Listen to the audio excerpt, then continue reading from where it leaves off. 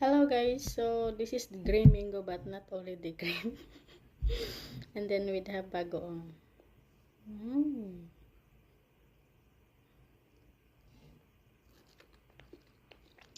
Mm.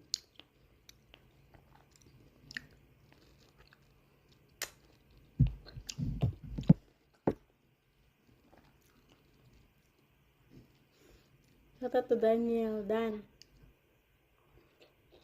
You want to eat bagoong, Dan?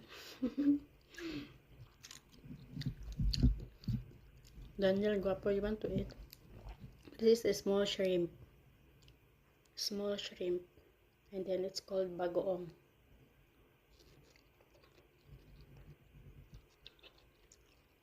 If you eat this one, if you eat this bagoong, don't kiss to your to your partner or to your